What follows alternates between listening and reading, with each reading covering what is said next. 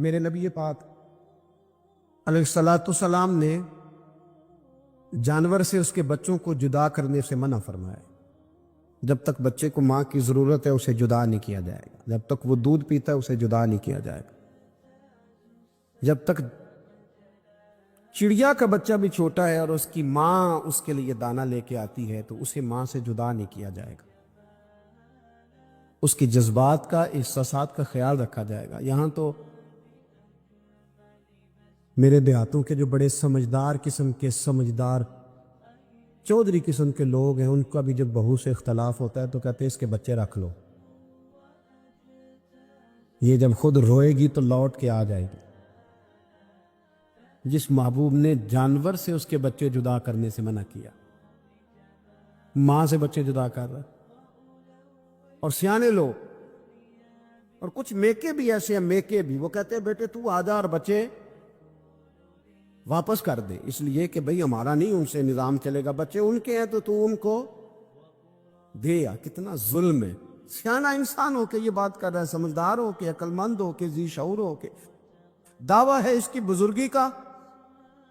نبی رحمت علیہ السلام کی غلام حضرت ابو ہریرہ رضی اللہ تعالیٰ عنہ فرماتے ہیں، مشکات میں موجود ہے، فرمایا کہ چڑیا آئی اور آ کے میرے نبی کے کندھوں پہ بیٹھ گئی۔ جانے اس چڑیا نے کیا کہا کہ محبوب کی آنکھوں میں آنسو آ گئے۔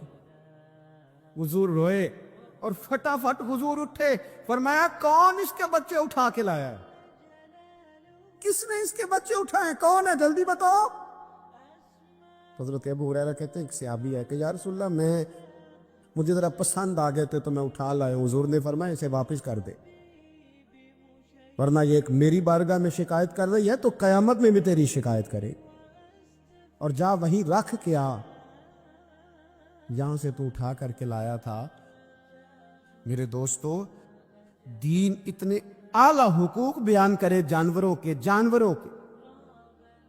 اور انسان اس سے آگے بڑھ کے انسانوں کے ساتھ سلوک کرے۔ اور یہ بھی یاد رکھ لے کہ شکار ضرورت کے لیے کھیلنا جائز ہے، شوق کے لیے کھیلنا جائز نہیں ہے۔ آپ شوق کے لیے جانور مار کے گھر آ گئے، شوق کے لیے جانور مارا اور گھر آ گئے۔ معاذ اللہ تعالیٰ ایسے بھی شہزادے ہیں سیاستدانوں کے، سیٹھوں کے، نوابوں کے، جو کہتے ہیں کہ ابھی وہ کوئی کھانے کے لیے تھوڑی شکار کر رہا ہے، وہ تو نشانہ پکا کر رہا ہے اپنا۔ معاذ اللہ نشانہ سمجھ کے جانور کو مارا جائے گا۔ اور یہاں تک باتیں سننے میں ملتی ہیں کہ جانور باندھا جاتا ہے، اس پہ نشانہ کیا جاتا ہے۔ رسول پاک علیہ السلام نے لعنت فرمائی ایسے شخص پر جو بندھے جانور پر نشانہ لگاتا ہے۔ یہ ہمارے شوق ہیں، یہ بڑائی کی علامت ہے۔ چار پیسے آیا تو لوگوں نے یہ شوق پال لیے، اور بے دریغ جانوروں پر لوگ بندوقیں اٹھائے گھومتے ہیں۔ حضرت محی الدین ابن عربی کہا کرتے تھے جس کو پورا ہفتہ ہو گیا نا، وہ طریقت کا مسافر بھی، جاگ رہے ہیں آپ حضرات؟ کہتے تھے جس کو پورا ہفتہ ہو گیا نا طریقت کا مسافر بھی ہے، پر اللہ رسول کی یاد میں رویا نہیں۔ فرماتے تھے مجھے تو اس کے ایمان پر شک ہونے لگ گئے کہ 8 دن ہو گئے اسے خیال ہی نہیں آیا۔ حضرت عمر میدان میں جس شخص کے کبھی پاؤں نہیں لڑکھڑائے، اللہ رسول کی بات آتی تھی تو دریا بہتے تھے آنسو۔ یہاں حال ہی کوئی نہیں، خشک جملے اور جناب موٹے موٹے تراشے ہوئے فکرے اور لفظوں کی ہیرا پھیری، اس کے علاوہ کوئی چیز نظر ہی نہیں آتی۔ حضرت عمر رونے لگے، آخری وقت ہے، تڑپ رہے ہیں، آنسو بہہ رہے۔ حضرت عبداللہ ابن مسعود آ گئے، انہوں نے کہا عمر تیری ہجرت بھی بڑی باکمال تھی، تیرا اسلام قبول کرنا بھی بڑا ہی باکمال تھا، حضور بھی تجھ سے ہمیشہ راضی رہے۔ عمر تو روتا کیوں ہے یار؟ بات تو یہ ہے کہ جب تو نے خلافت سنبھالی تو پھر تیرے طریقے بھی باکمال ہی تھے، اور جب تو میدان میں اترتا تو پھر بھی تیرے معاملات باکمال تھے، اور جب تو مال غنیمت بانٹتا تھا پھر بھی تو باکمال۔ یار ہر موقع پہ تو باکمال تھا تو جاتے دفعہ روتا کیوں ہے؟ ان کا استغفار دیکھو، ان کی توبہ دیکھو۔ حضرت عمر پھر رو پڑے، کہنے لگے عبداللہ لوگوں کو میری نیکیوں کا پتہ ہے، گناہوں کا تو نہیں نا پتہ۔ وہ تو میں جانتا ہوں یا میرا مالک جانتا ہے نا، نیکیاں تو سب کے سامنے، پر من عالم کے من دانم جو اندر چھپے ہوئے گناہوں کے ڈھیر ہے وہ تو میں جانتا ہوں۔ تو نے میرے کلمہ پڑھنے سے لے کر میری حکومت تک میری ساری نیکیاں گنوائی ہیں، اب دعا کر میرے لیے کہ رب میری نیکیاں اور بدیاں برابر برابر کر دے، مجھے درجہ نہیں چاہیے، بس اللہ مجھے معاف کر دے۔ درجوں کی ضرورت نہیں ہے، یہاں تو لوگ درجات لے کے بیٹھے۔ حافظ کہتا ہے کہ میں جتنے آیتیں ہوں گی اتنے میرے درجے بلند ہوں گے، پہلے درجوں والا کام تو کوئی کرنا۔ مولانا کہتے ہیں کہ نور کے ممبر پہ بیٹھوں گا، بھائی پہلے بتا نور کے ممبر کی طرف تیرا سفر بھی جاری ہے کہ نہیں؟ تاجر کہتا ہے کہ میں سخاوت کروں گا تو حضرت عثمان کے ساتھ جگہ ملے گی، پر حضرت عثمان کی سخاوت اور اپنی سخاوت کا فرق بھی دیکھ۔ مجاہد کہتا ہے کہ میں نبی پاک کے جہاد والے صحابہ کی پشت پہ رہوں گا، تو پہلے اپنے کام تو دیکھ۔ اور جب ساری باتیں سمجھ میں نہ آئے تو پھر اللہ کی بارگاہ میں استغفار کر، پھر بیٹھ۔ بڑے لوگ استغفار کرتے، معافی چاہتے، اور یہ استغفار پھر اتنا کرم کرتا، اتنی آسانی کرتا، اس قدر بہتری کرتا کہ وہ مانگ تو اپنے گناہوں کی معافی رہے ہوتے تھے اور اللہ رحمتوں کے دروازے کھول دیتا تھا۔ اللہ ان پر کرم کے، ایک ہوتا ہے خوف، ایک ہوتی ہے خشیت۔ خوف والے لوگ توبہ کرتے ہیں، خشیت والے استغفار کرتے ہیں۔ ایک ہوتا ہے خوف، ایک ہوتی ہے خشیت والے استغفار کرتے۔ نبی کریم علیہ السلام نے فرمایا میں دن میں 100 مرتبہ استغفار کرتا، دن میں۔ توبہ والا کہتا ہے کہ میں بھول گیا تھا، مجھے معافی مل جائے، اور خشیت والا کہتا ہے میرا یار ناراض نہ ہو جائے، وہ استغفار ہی کرتا رہتا ہے، وہ معافی۔ حضرت رومی نے مثال دی ہے، فرماتے ایک عورت تھی تو بھیک مانگا کرتی تھی۔ ایک دن بادشاہ کے دروازے پہ بھیک مانگنے گئی تو بادشاہ کو پسند آ گئی، اس نے نکاح کر لیا۔ 20 کنیزائیں اس بی بی کے پاس تھی خدمت کرنے کے لیے، روٹی دینے کے لیے، کپڑا دینے کے لیے، لیکن وہ ہر وقت روتی رہتی تھی، ہر وقت روتی۔ ایک سمجھدار کنیز کہنے لگی کہ ملکہ اب تیرا درجہ بہت بڑا ہے، تو ہر وقت روتی رہتی ہے، معافی ہی مانگتی رہتی ہے ہر وقت، کون سی ایسی نعمت ہے جو تیرے پاس نہیں؟ تو وہ کہنے لگی اس لیے تو روتی ہوں۔ تو کیا مانا؟ کہنے لگی اس لیے روتی ہوں کہ میں اس قابل نہیں تھی جو مجھے مل گیا، کہیں میرے سر کا سائیں ناراض نہ ہو جائے، وہ کہیں بگڑ نہ جائے۔ مجھے پتا ہے کہ میں کیا تھی اور مجھے کہاں تک پہنچا دیا، میں روتی اس لیے ہوں کہ کبھی کہیں وہ ناراض۔ حضرت عمر اس لیے روتے تھے کہ کہیں مصطفیٰ ناراض نہ ہو جائے، حضرت ابو بکر اس لیے تڑپتے تھے کہ کہیں اللہ کا فضل روٹھ نہ جائے۔ یہ جو مولا علی اپنے کمرے میں بیٹھ کے زور زور سے استغفار پڑھتے، وہ اس لیے نہیں کہ بڑے پاپ تھے جن کی معاذ اللہ معافی مانگتے تھے، اس لیے کہ رب رسول کہیں ناراض نہ ہو۔ خشیت تھی کہ جہاں ہم پہنچے ہوئے کہیں وہاں سے واپس۔ استغفار بندے کی اللہ سے صلح کرا دیتا ہے، بندے کی رب سے صلح ہو جاتی ہے جب استغفار۔ دیکھیں نا، بڑی سادی سی بات ہے کہ دو بھائی ناراض ہو تو بڑا کہتا ہے اس نے میری بے ادبی بڑی کی، تو چھوٹا اگر پاس آ جائے اور پیر پکڑ لے کہ چل یار معاف کر دے، تیرا بھائی نہیں۔ پتہ کیا ہوتا ہے؟ صرف معافی نہیں ملتی، ہاں صرف معافی نہیں، چھوٹے نے بے ادبی کر دی، بڑے کو تکلیف ہوئی، بات جب آگے بڑھی نا تو بڑے نے شکوہ کیا۔ جب لوگوں نے چھوٹے کو سمجھایا تو چھوٹا جب معافی مانگتا، ادھر دیکھو میری طرف، جب چھوٹا معافی مانگتا ہے نا اٹھ کے جاتا ہے اور بڑے کے پیر پکڑتا تو میرا معاف نہیں کرتا، بڑا رو بھی پڑتا ہے، بڑا رو بھی پڑتا ہے، اور وہ کہتا ہے کہ وہ میں اور تم اماں کے پاس اکٹھے بیٹھتے، ایک باپ کی موٹر سائیکل پہ اکٹھے بیٹھتے، تو تیرا اور میرا رشتہ یار تو نے یہ کیوں؟ وہ جو آنسو نکلتے ہیں نا، وہ درد ہوتا ہے، وہ کیف ہوتا ہے، وہ سوز ہوتا ہے، وہ لذت ہوتی ہے، وہ پیار ہوتا ہے۔ رب کہتا ہے تو معافی مان، انہو کان غفارا، تو معافی مانگ، میں تجھے معاف بھی کروں گا، تیرے اوپر رحمت بھی فرماؤں گا، تیرے اوپر کرم نوازی بھی کروں گا، تجھے نواز دوں گا، تجھے عطا کروں گا۔ حضرت موسیٰ کلیم اللہ علیہ السلام کا زمانہ مبارکہ تھا، قحط پڑ گیا، بارش نہیں ہوتی۔ ہم لوگ نا اب تو خیر ہمارے پاکستان میں تو ٹیبل ٹاک ہوتی ہے، ٹاک شو ہوتے ہیں ہمارے یہاں، تو پتہ کیا جاتا ہے کہ بارش ہو کیوں نہیں رہی، پھر اس پہ یہ ہوتا ہے کہ دھواں بڑا چڑھ گیا ہے، حالات بڑے خراب ہیں، فلاں ایسے ہو گیا قحط کا۔ ہم تو اسباب تلاش کرتے رہتے ہیں نا جی، فوق بہت زیادہ ہے، فلاں چیز ایسے ہے، فلاں چیز ایسے ہے، ہم تو یہ تلاش کرتے رہتے۔ وہ لوگ یوں نہیں کرتے تھے، وہ سیدھے جا کے مصلوں پہ بیٹھتے تھے، اس لیے کہ وہ کہتے تھے جب رب چاہتا ہے تو پھر کوئی چیز کسی چیز کو روک سکتی، وہ سیدھے مصلے پہ بیٹھتے تھے۔ اعلیٰ حضرت فاضل بریلوی رحمۃ اللہ علیہ کے پاس ایک مولانا محمد حسین آئے، وہ فلکیات کے بڑے ماہر تھے، تو اعلیٰ حضرت نے فرمایا ذرا ستاروں کا حساب لگا کے دکھاؤ بارش کب ہوگی۔ کہنے لگا پورا مہینہ تو نہیں ہوگی۔ تو اعلیٰ حضرت رحمۃ اللہ علیہ فرمانے لگے کہو کہ میرا علم کہتا ہے مہینہ نہیں ہوگی، اللہ چاہے تو ابھی ہو سکتی ہے۔ کہنے لگا جی وہ تو ٹھیک ہے پر میرا علم، وہ جیسے روز لوگوں نے پیر نیٹو سین شاہ صاحب نہیں کھولے ہوتے کہ بارش کب آئے گی، اور اس کی طرف نہ دیکھ، مصلے پہ بیٹھ، مہربانی کر مصلے پہ بیٹھ، اللہ کی بارگاہ میں حاضر ہو، اسے معافی مانگ، اسے منا تاکہ وہ رحمت کی بارش۔ کہنے لگا جی میرا علم کہتا ہے، تو اعلیٰ حضرت فرمانے لگے پھر وہی بات، تو کہ اللہ چاہے تو بارش ابھی، لیکن یہ جو اڑ گئے ہیں نا بیچارے، یہ اڑ ہی گئے ہیں، یہ جہاں الجھ گئے ہیں وہاں یہ لوگ الجھ گئے، اللہ ہمیں الجھنے سے محفوظ فرمائے۔ اعلیٰ حضرت اٹھے تو فرمایا ٹائم کیا ہوا ہے گھڑی پہ؟ کہنے لگا جی 12۔ تو اعلیٰ حضرت نے گھڑی گھمائی، ہم کیا بج گیا؟ کہنے لگا 4 بج گئے۔ فرمانے لگے بج گئے نا 4۔ کہنے لگا جی آپ نے گھڑی گھما جو دی ہے۔ فرمانے لگے اللہ بھی جب چاہے تو ستارے گھما دیتا ہے،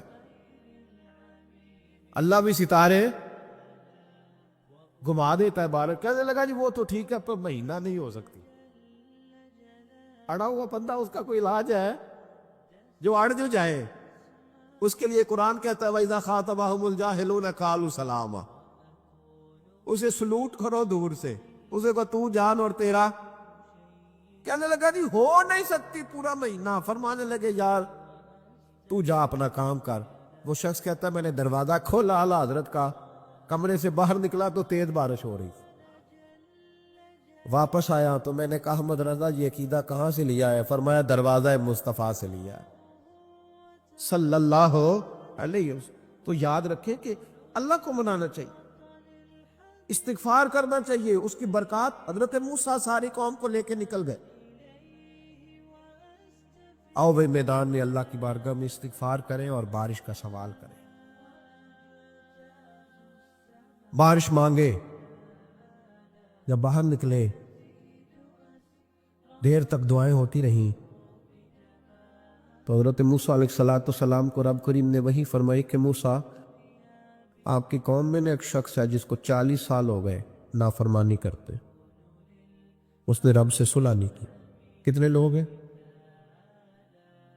ایک، اور 40 سال سے وہ نافرمان ہے، اس کو مجمع سے نکال دو بارش ہو جائے گی۔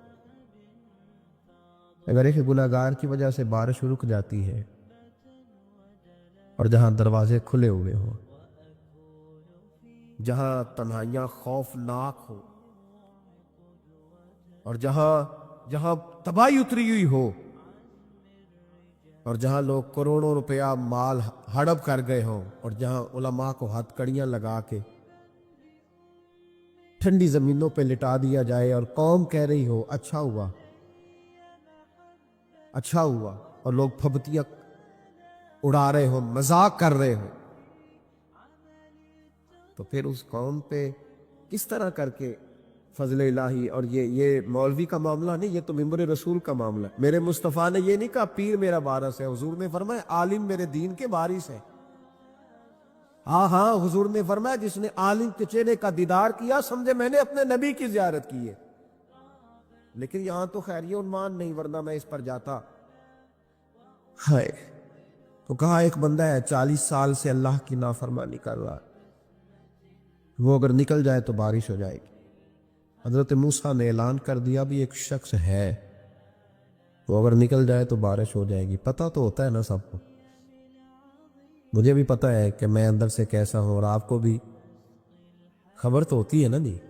جب بات ہو رہی ہوتی ہے تو پھر پتہ تو چلتا ہے نا کہ بات کہاں جا کے سیٹ ہو رہی ہے، پتہ چلتا ہے نا، اسے بھی چل گیا پتہ اب اندر ہی اندر رونے لگا. اور دیکھو امام رازی اور امام غزالی دونوں نے لکھا ہے کہ اس درد سے رویا، اس درد سے کہ ادھر والے کو بھی پتہ نہ چل جائے، مجمع کے اندر کھڑا ہے اور ادھر والے کو بھی استغفار، دیکھو ادھر والے کو بھی پتہ نہ چل جائے اور ادھر والے کو بھی کہیں ہجوم میں غم میں بھی توہین نے ضبط غم نہ ہوئی.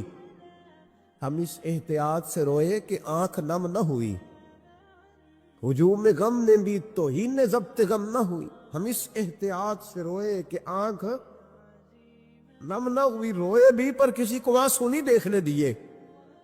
اب اس درد سے کہتا ہے اللہ تو تو معاف کرنے والا ہے نا، تو تو معاف کرتا ہے، پردہ پوشی کرتا ہے، اور مالک اگر لوگوں کو پتہ چل گیا تو میرے تو بچوں کا بھی جینا حرام کر دے. یا اللہ میری تو آنے والی نسل بھی تڑپ کے وقت گزارے گی. مالک تو معاف کر دیا کرتا ہے، لوگ نہیں معاف کرتے. اے اللہ یہ میری خوبیاں بھول جائیں گے، میری خامیوں پر بات. مالک میں یہ ذلت نہیں برداشت کر سکتا، فضل فرما. حضرت موسیٰ نے دوبارہ اعلان کیا، نکلتے ہو کہ نہیں نکلتے؟ پھر تڑپا، خداوندا مجھے بے آبرو نہ کر. یہ ذلت اور رسوائیاں یہ نہیں برداشت ہوتی. اللہ درگزر. حضرت موسیٰ نے تیسرا اعلان کیا، نکلتا ہے یا میں پھر اس کا نام لوں؟ اللہ سے پوچھ کے نام لوں اس کا، بتاؤ کون ہے؟ اب تو تڑپ گیا، کہنے لگا مالک میں تیری بارگاہ میں استغفار کرتا ہوں، آئندہ نہیں کرتا، آئندہ نہیں کرتا.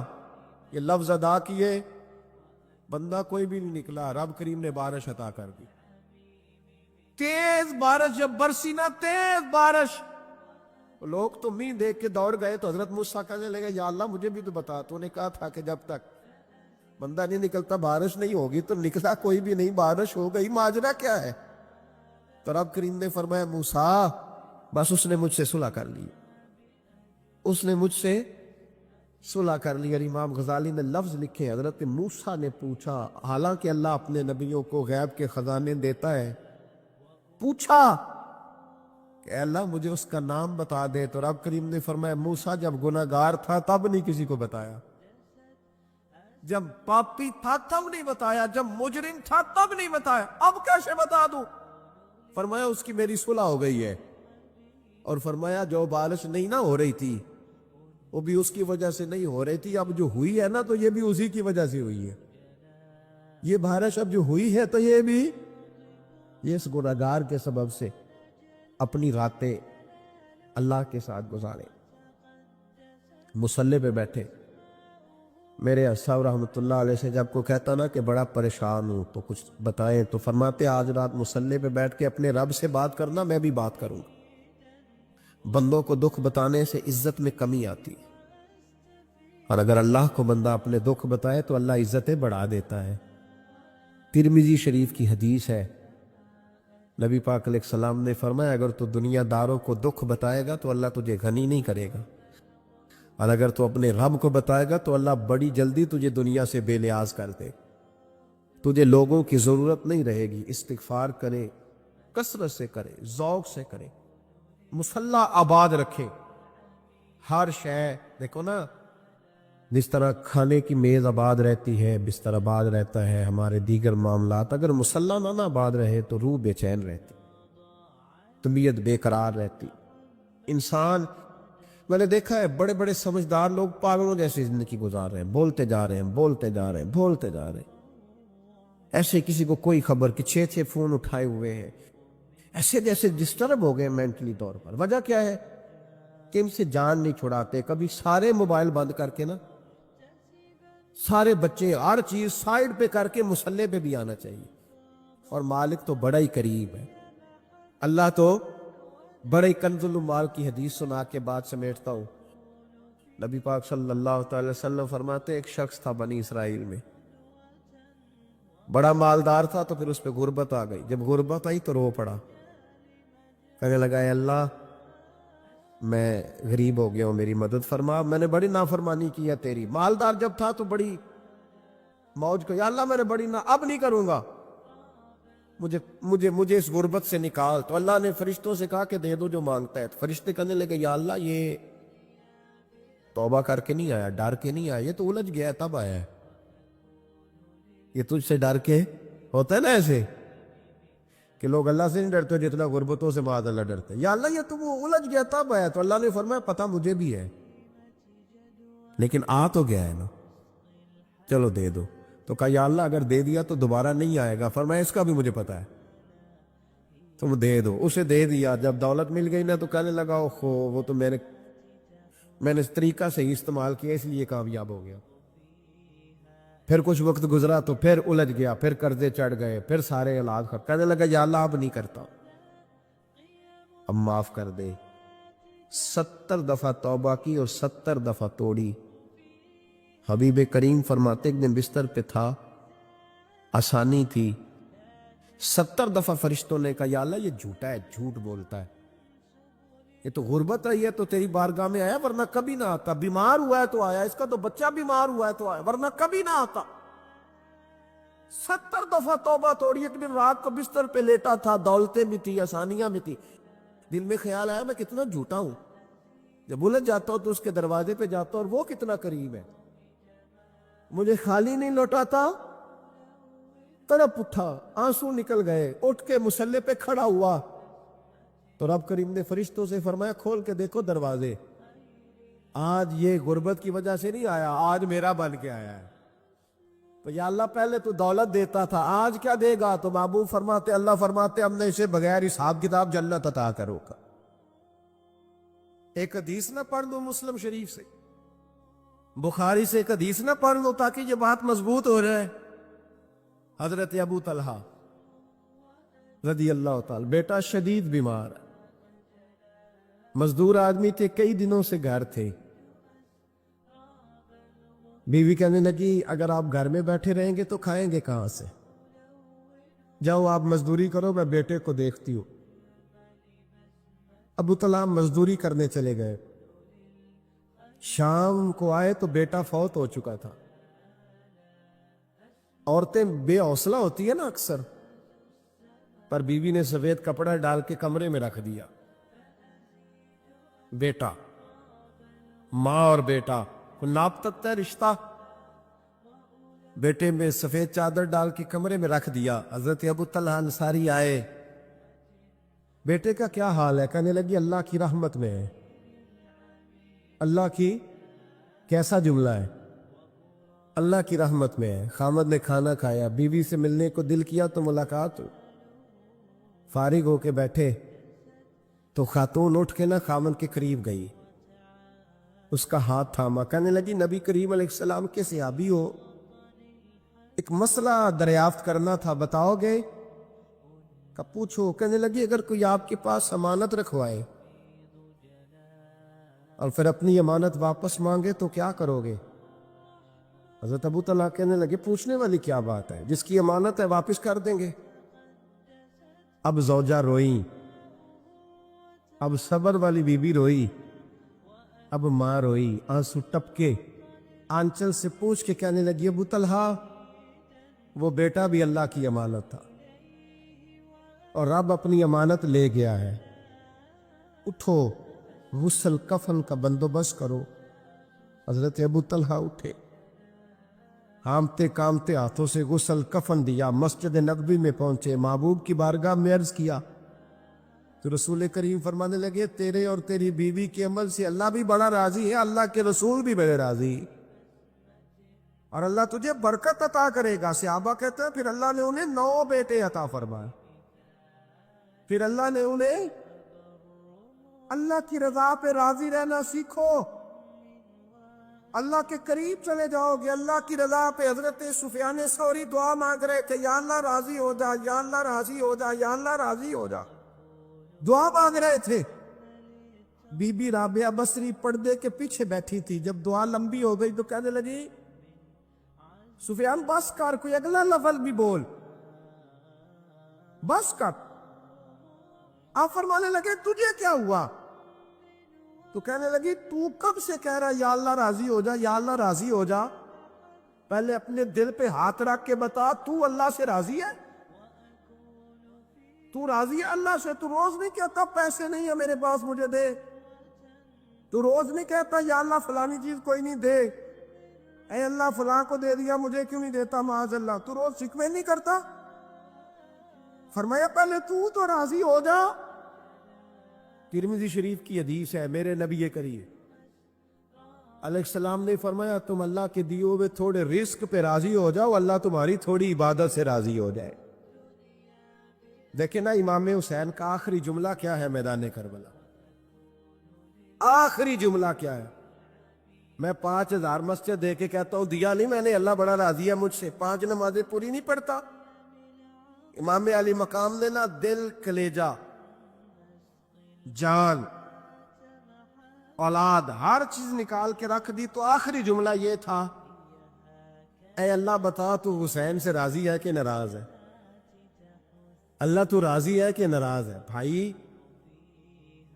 پہلی بات رحمت الہی، دوسرا اللہ کی رضا پہ، یعنی عجیب بات ہے نا، جب اللہ کروڑوں دے تو دنیا چھپاتی ہے، اور جب تھوڑا کاروبار ٹھنڈا ہو جائے تو ساری دنیا کو دنیا بتاتی ہے۔ تو جب میں تو کہہ رہا ہوں کہ میں بندہ ڈھونڈ رہا ہوں جو مجھے ملے، آ کے کہے کہ شکر کا طریقہ بتاؤ، تو مل ہی نہیں رہا۔ کو ملے جو کہے بڑی خیر ہے، ہر لحاظ سے اپنے رب سے راضی ہو، مل ہی نہیں رہی دنیا۔ تیسری بات، اگر اللہ کے قریب جانا ہے، یہ ان لوگوں کے لیے جو معرفت الہی کے متلاشی ہیں وہ خاص توجہ کریں۔ اگر رب کریم کے قریب جانا ہے تو پھر ایک ذہن بنائے کہ میرا رب میرے ساتھ ہے، میرا رب میرے، نحنو اقرب الیہ من حبل الورید۔ اور درویش کہتے ہیں جے میں تینوں اندر جانا تو پھر مقید جانا،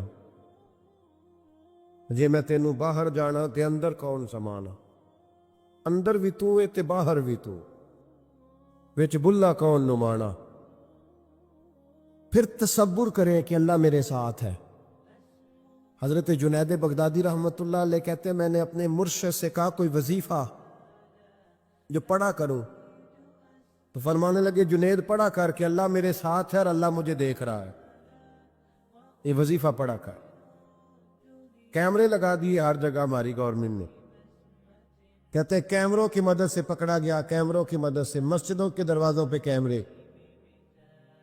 ایئرپورٹوں پہ کیمرے، ریلوے اسٹیشن پہ کیمرے، بڑے بڑے جنرل سٹور پہ کیمرے، نیچے لکھا ہے خبردار کیمرے کی آنکھ آپ کو دیکھ رہی ہے۔ کیمرے کی آنکھ دیکھے تو لوگ گناہ نہیں کرتے، تو یہ کیوں نہیں سوچتے کہ رب ہمیں دیکھ رہا ہے؟ یہ تصور کیوں نہیں جمتا کہ رب ہمیں، اور اللہ فرماتے ولی من خاف مقام ربہ جنتان، جو اللہ کے سامنے کھڑے ہونے سے ڈر جائے گا نا، اللہ اسے 2 جنتیں عطا فرمائے گا۔ اللہ اسے ایک دفعہ اگر کوئی ڈر گیا اللہ کے سامنے کھڑے ہونے، کتنی دفعہ بولیں تو صحیح؟ اس پر ہمارے مفسرین نے لکھا ہے کہ کبھی زندگی میں ایسا ہو کہ گناہ پر ہمارا پورا قبضہ ہو گیا ہو، گناہ پورا قابو میں آ گیا، اب کوئی روکنے والا نہیں،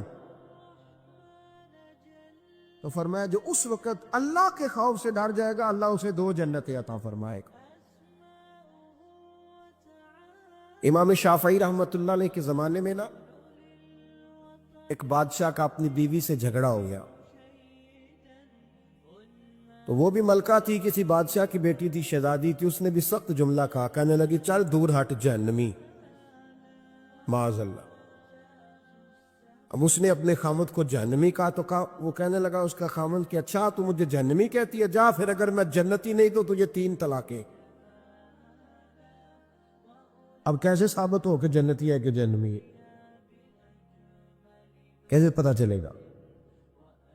علماء سے پوچھا تو وہ کہنے لگے ہم کیسے بتائے گا، کون ڈگری دے کہ تو جنتی ہے کہ جہنمی ہے؟ بات دور نکل گئی، امام شافعی کے پاس گیا، وہ رسوخ رکھتے ہیں علم فقہ کا، ان کے پاس گیا، جا کے کہنے لگا حضور یہ مسئلہ ہے۔ امام صاحب فرمانے لگے اکیلے میں مجھے ملتے ہو؟ وہ اندر آیا، کچھ دیر گفتگو ہوئی تو امام صاحب فرمانے لگے لو جی یہ بندہ جنتی ہے، اس کی بیوی کو طلاق کوئی نہیں ہوئی، یہ جنتی ہے۔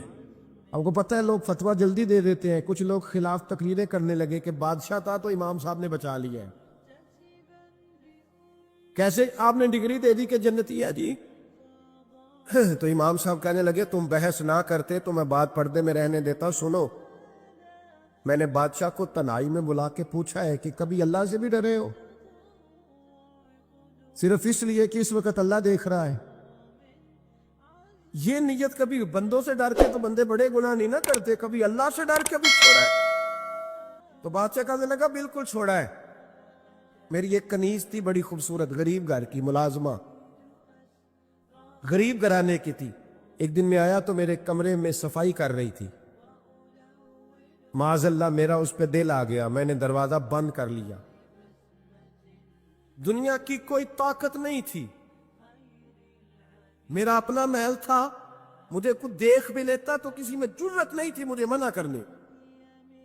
اور میں چونکہ حکمران تھا اور مطلق العنان تھا، کوئی شکایت بھی نہ کرتا. لیکن جب میں نے اس کی طرف ہاتھ بڑھایا تو اس نے ایک ہی لفظ کہا، کہنے لگی تو اللہ سے نہیں ڈرتا؟ تو اللہ سے نہیں ڈرتا؟ کہنے لگا کوئی نہیں تھا امام صاحب مجھے منع کرنے والا، کوئی نہیں تھا. لیکن جب اس نے کہا تو اللہ سے نہیں ڈرتا تو میں کانپنے لگا. میں نے اس سے معافی مانگی، غریب ملازمہ سے میں نے بادشاہ ہو کے معافی مانگی. میں نے معافی مانگی، پھر میں نے دروازہ کھولا، کہتے وہ چلی گئی. امام صاحب کہنے لگے اٹھ میرے سینے سے لگ. کہا حضور کیا ہوا؟ فرمایا جو تنہائی میں اکیلے میں ایک دفعہ بھی رب سے ڈر جائے اللہ اسے 2 جنتیں عطا فرمائے گا. تو جنتی ہے اس لیے کہ تو یار کبھی تو ایسا ہو بھولا گاہک ہمارے قبضے میں آ گیا ہو، ہم اپنا پورا اس پر تسلط رکھتے ہو پر ہم اللہ سے ڈر جائیں.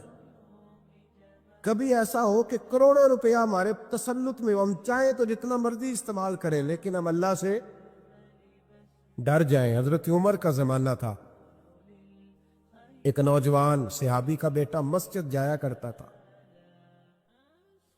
بڑا نیک تھا. ایک عورت اس کو اپنی طرف بلانے لگی، لبھانے لگی. نوجوان تھا، ایک دن دل آ ہی گیا بی بی پہ.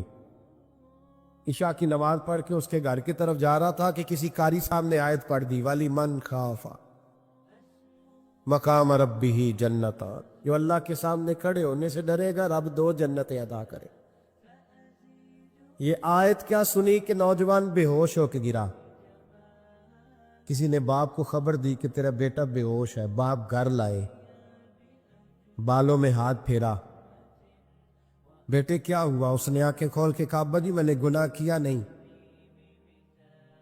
لیکن میرا قبضہ پورا ہو گیا تھا گناہ پہ. وہ بالکل راضی تھی، میں چاہتا تو میں گناہ کر لیتا لیکن میں اللہ سے ڈر گیا. کیا واقعی رب مجھے 2 جنتیں دے گا؟ تو باپ نے ماتھا چوما، کا بیٹا اللہ کے وعدے بڑے ہی سچے ہیں، بڑے سچے ہیں. تو یہ تصور کر کے اللہ مجھے دیکھ رہا ہے، پھر ڈر جا، واقعی 2 جنتیں دے گا. اس نوجوان نے چیخ ماری اور روح ہی پرواز کر. رات کو جنازہ پڑا، دفن کر دیا. صبح حضرت عمر آئے، فرمایا اتنا نیک نوجوان تھا تو مجھے کیوں نہیں بتایا؟ میں اس کے غسل میں شریک ہوتا، کفن میں شریک ہوتا، میں جنازہ پڑھاتا. حضور بس رات دیر ہو گئی، دفن کر دیا. امام سیوطی نے لکھا، ابن کثیر نے لکھا، ابن عساکر نے لکھا. حضرت جناب عمر فاروق فرمانے لگے مجھے بتاؤ تو صحیح اس کی قبر کہاں ہے؟ نیک ہو کوئی بندہ تو قبر پہ جانا چاہیے. فرمایا بتاؤ قبر کہاں ہے؟ حضرت عمر کو قبر پہ لے گئے تو سیدنا فاروق اعظم قبر پر کھڑے ہو کے فرمانے لگے نوجوان مجھے امید ہے اللہ نے تجھے 2 جنتیں دی ہوں گی.